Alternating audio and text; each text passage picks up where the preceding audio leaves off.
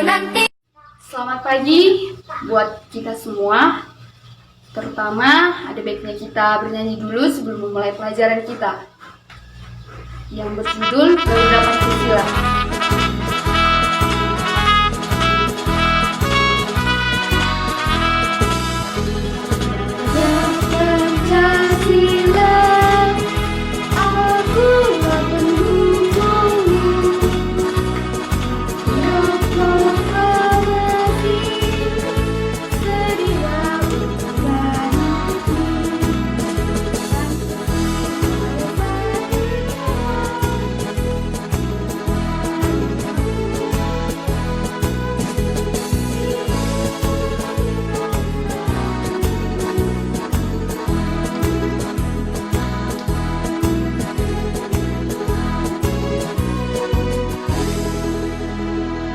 Baik, kita ada baiknya berdoa dulu supaya kita melanjutkan mata pelajaran kita yang akan kita pelajari pada hari ini.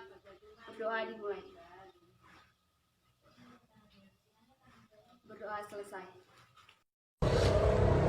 Baiklah anak-anak, sebelum kita mulai pembelajaran kita pada hari ini, akan lebih baik Ibu mengabsen dulu ya. Claudia Sianipar, Pani Tambunan, Geltri, Iin Nainggolan, Intan Simangunsong, Miftah, Roberto.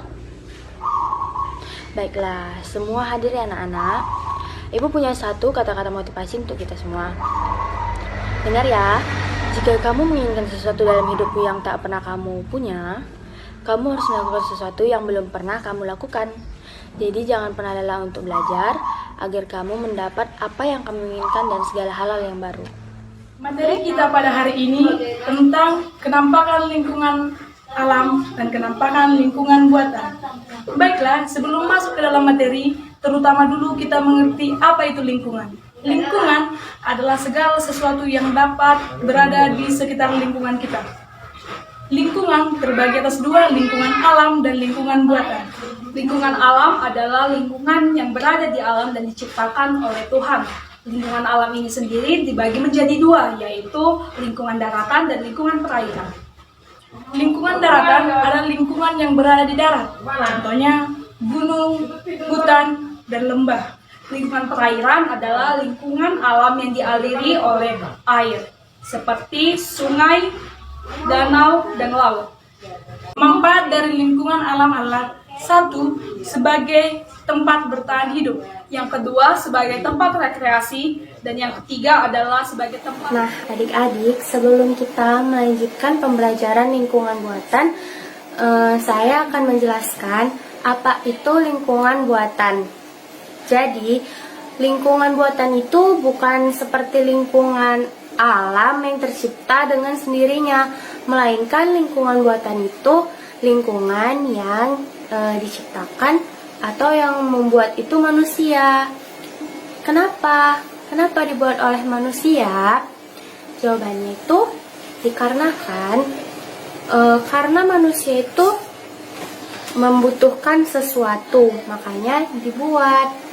Misalkan nih, kan tadi saya bilang kalau misalkan lingkungan buatan itu adalah lingkungan yang dibuat oleh manusia, yang bukan diciptakan, jadi seperti yang mengolah itu manusia. Jadi contohnya itu seperti sekolah, lalu perkampungan, lalu sawah, ada kolam juga dan lain-lain sebagainya. Seperti itu.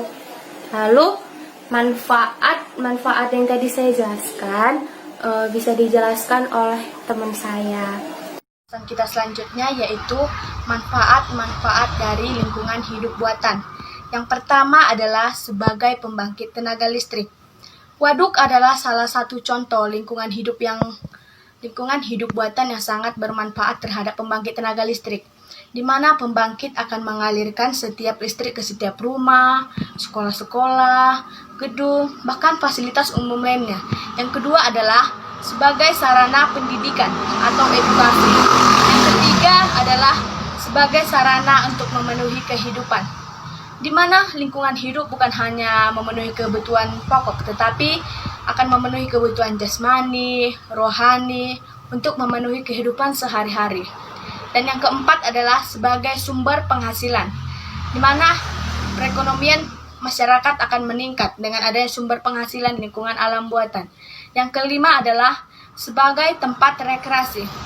Kita pasti membutuhkan tempat untuk bersantai atau menenangkan pikiran, di mana lingkungan alam buatan akan menyediakan fasilitas seperti danau, kolam, dan taman. Yang keenam adalah sebagai cadangan air. Pada saat musim kemarau, maka lingkungan akan mengalami kekeringan. Tetapi dengan adanya lingkungan alam buatan seperti danau, maka kekeringan dapat teratasi dengan tersedianya cadangan air. Terima kasih. Baiklah, di sini saya akan menjelaskan tentang penyebab dari kerusakan lingkungan alam dan kerusakan lingkungan buatan. Kerusakan lingkungan alam dan kerusakan lingkungan buatan ini terjadi akibat dua faktor. Yang pertama adalah akibat bencana alam, seperti letusan gunung berapi, banjir, gempa bumi, tsunami, dan kebakaran hutan. Yang kedua adalah akibat dari ulah manusia, seperti pencemaran air dengan membuang limbah, menebang pohon secara sembarangan, membakar hutan, dan juga termasuk membuang sampah secara sembarangan. Jadi, cara yang dapat kita lakukan untuk menjaga lingkungan alam dan lingkungan buatan adalah 1. Menjaga kebersihan lingkungan dengan membuang sampah pada tempatnya. Yang kedua, melakukan kegiatan penghijauan seperti penanaman pohon. Dan yang ketiga adalah menjaga kelestarian udara dan air. Terima kasih. Anak-anak, karena mata pelajaran kita sudah mau habis, mau selesai, dan tidak ada lagi yang mau bertanya, maka Ibu akan kasih kalian tugas untuk dikerjakan di rumah. Tadi kan Ibu sudah menjelaskan tentang pengertian lingkungan alam dan lingkungan buatan, manfaatnya dan contohnya. Maka tugas yang Ibu kasih ke kalian tidak jauh dari materi yang Ibu jelaskan dan Ibu terangkan. Makanya kalau Ibu menerangkan dan menjelaskan itu, Ibu mau kalian itu melihat, mendengar, supaya nanti kalau ada pertanyaan dan tugas kalian bisa mengerjakan. Tugasnya yang pertama, tuliskan contoh lingkungan alam dan lingkungan buatan. Udah.